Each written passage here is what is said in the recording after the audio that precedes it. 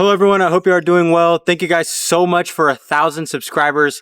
Today we are going to be doing a special and also a giveaway, so stay tuned for that throughout the video. I just want to first off thank everybody for all the love and support we've been gaining on this channel. There's clearly an interest in Jesus Christ and the Orthodox Church, and I think it's truly amazing and such a blessing that we get to have something like YouTube or just a community-based area where we can talk and learn and grow and share interest in these things.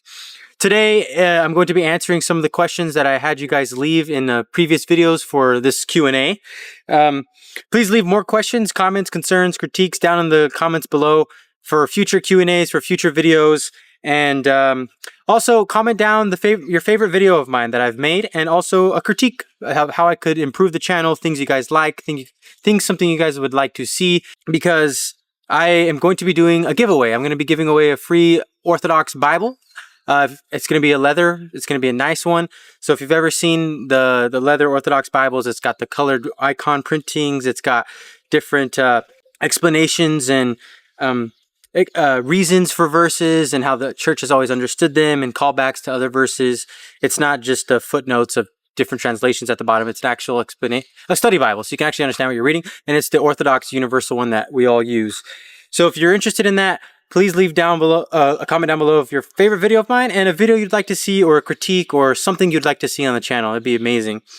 So I'm going to dive right into the questions and then just kind of, I guess, go from there. So somebody asked, at white female, some of these names maybe I won't read, but they commented, "This is more of a fun question, but which Orthodox church is your favorite / spikes your interest the most, and why?" So which, like Russian Orthodox, Greek Orthodox, Syrian. For me, I would have to say definitely the Russian Orthodox Church. I think Russia has my favorite history. It has my favorite authors. You know, Russia really, they bred some great, some great writers, and they have truly a horrific, but at the same time, beautiful history. And I think it's my favorite. I mean, Dostoevsky is the reason I found Orthodoxy. He's my favorite author. He has my favorite books. And that's, I definitely would say the Russian Orthodox Church. I've never actually been to one. I really want to, and I think it's a beautiful, I want to learn Russian. I want to read Dostoevsky in Russian, and Tolstoy. So, and then what spikes your interest the most? Also this person commented, the same person in the same commented, also, what is your favorite thing about Orthodoxy as a whole? What do you love and respect most about it?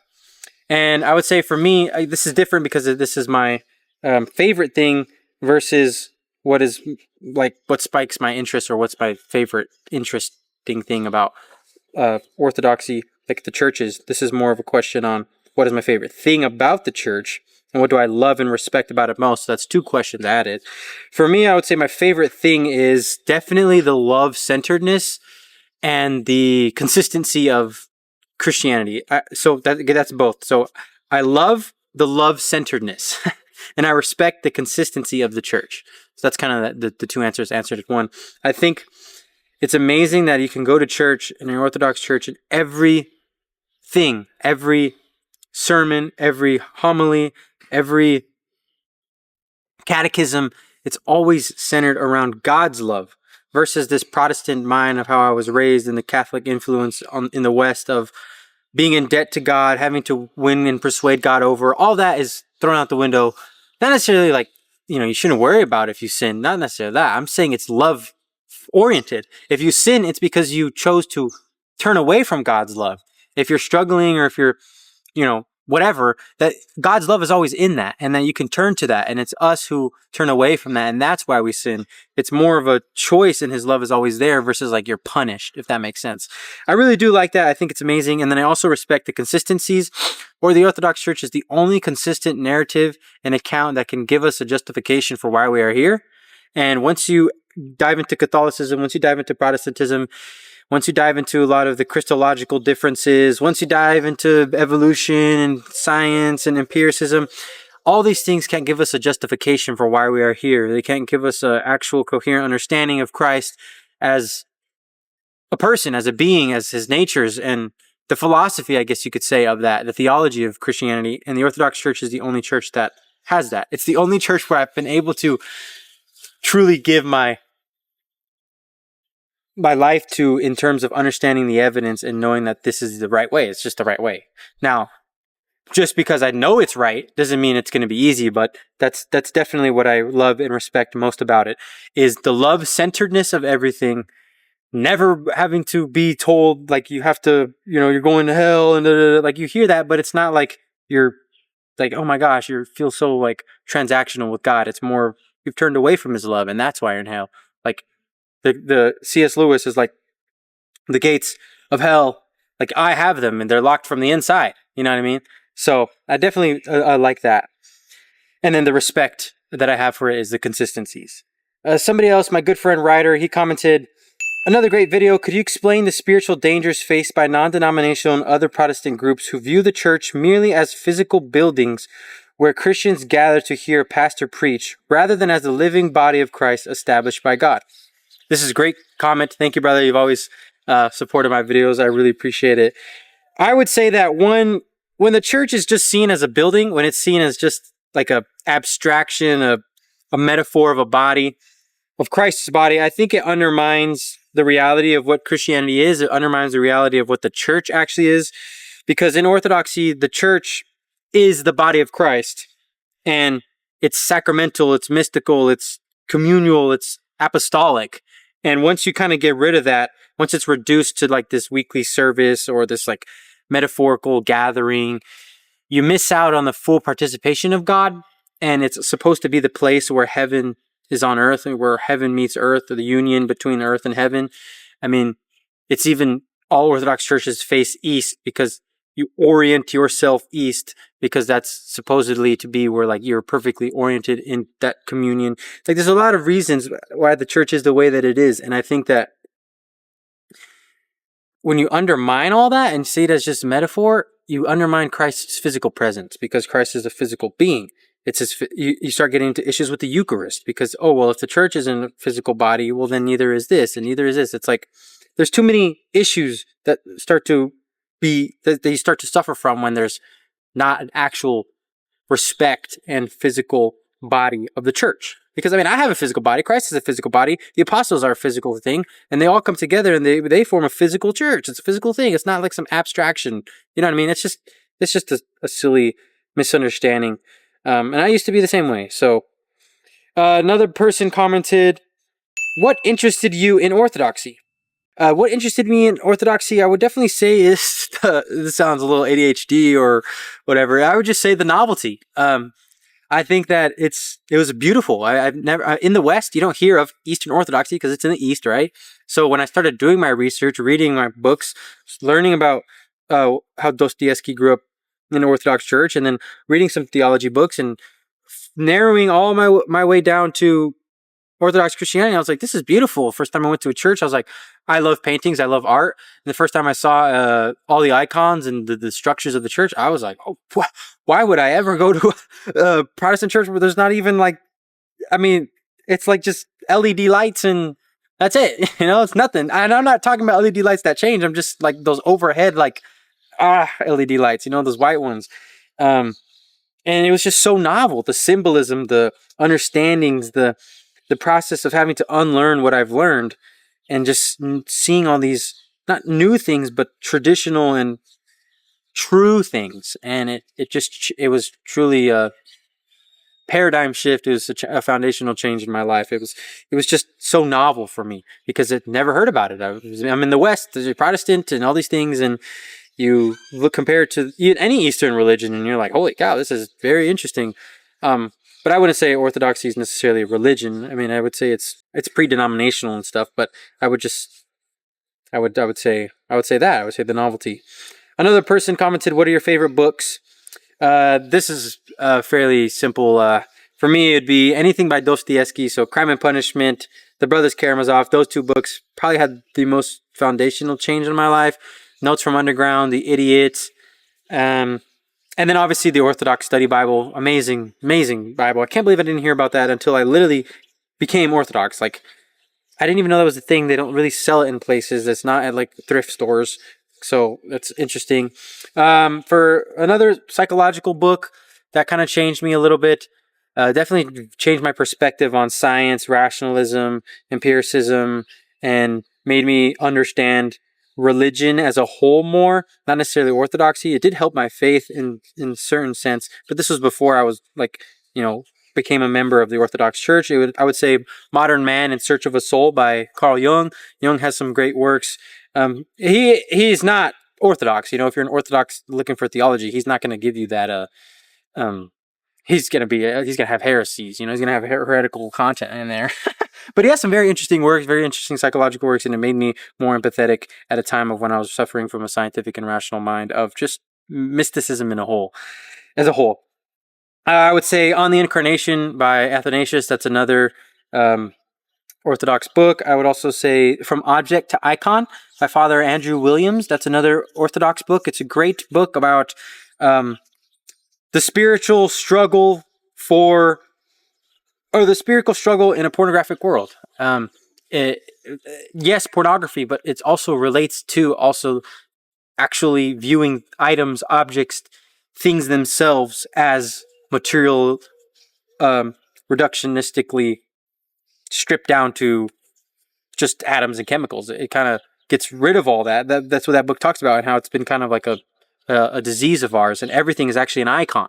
You can view the world with everything as an intention, as meaning, as purpose. If you've watched a lot of my other videos, you can see that I talk a lot and heavily about the logos and viewing things from meaning and symbolism. And this book is a great introductory level into that. And it also helps if you're suffering from any form of addiction or pornography or just in this world. I think it's just very good to kind of combat against that.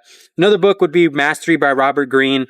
That's a more psychology kind of self-help book.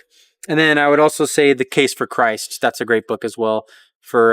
These are all very introductory books, but they're all some of the most foundational books I read. I mean, I'll make a book video. How about that? I love books, so I'll make a book video.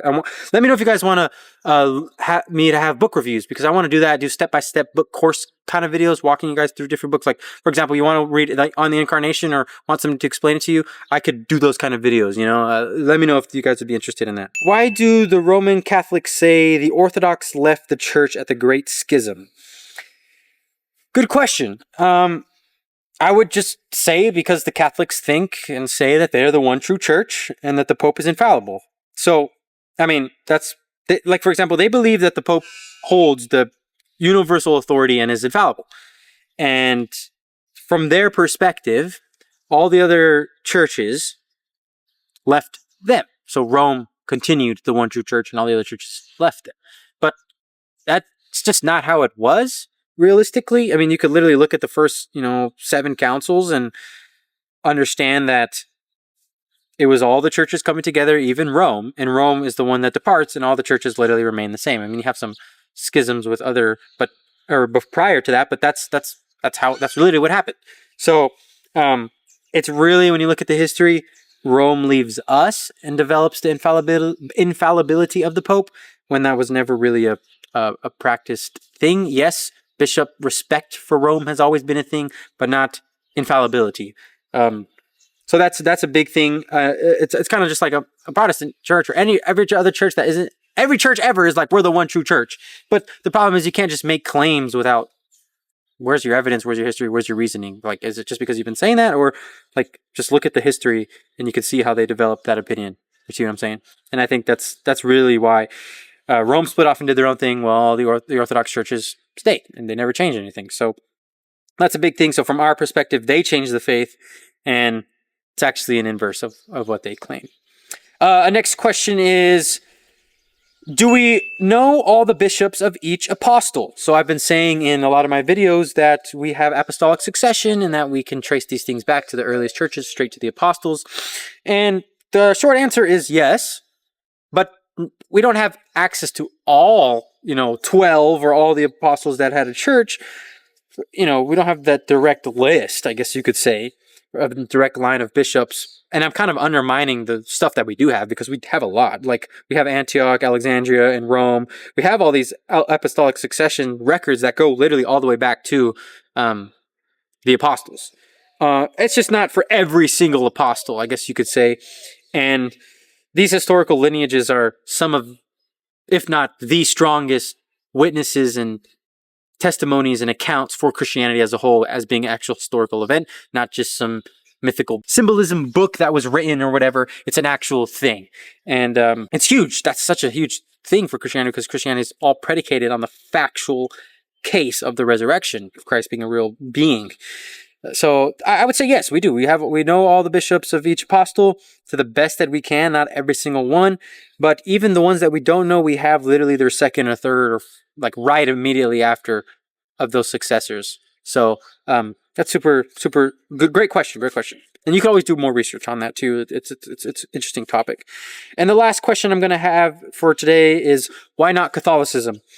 Hopefully I don't get spark too much controversy on this, but I'm just going to be honest. For me, I would just say that it's not as consistent as I would like to place my faith in. I think it's changed too much. I think the development of doctrines and dogmas over time, too many inconsistencies. The Pope, the Filioque, the overall shift in theology, like especially the way Catholicism tries to explain why Christ came, like for example, like I was saying earlier, in the dying to the Father, because the Father was in debt to himself, and all these things, and they just change a lot of definitions. And scholasticism and Thomas Aquinas, they really try to rationalize so many things. They try to bring God down to earth when it's us that need to go up into heaven and get that revelation and spiritual insight. Not that I have that. I mean, I just think it's not consistent for me. And I think mystery was replaced, like the mystery of the church, the mystery of the sacraments, the mystery of the communions, or the communion of God, was kind of replaced by rationalism and legalism and scholasticism, like I mentioned. And I think if you just look at the first 1,000 years of Christianity prior to the schism, Catholicism and its beliefs were never there. And why change it suddenly at 1,000 and claim to be the one true church? And it's not that you guys don't have your reasons. It's not that Catholicism is inherently evil or completely wrong, or that those people that are believing in it, even if they don't know these things, are going to hell. I'm not saying any of those things. I'm just saying, for me, after doing the research itself, the facts itself, not even my opinion, are inconsistent. So that's kind of why not Catholicism.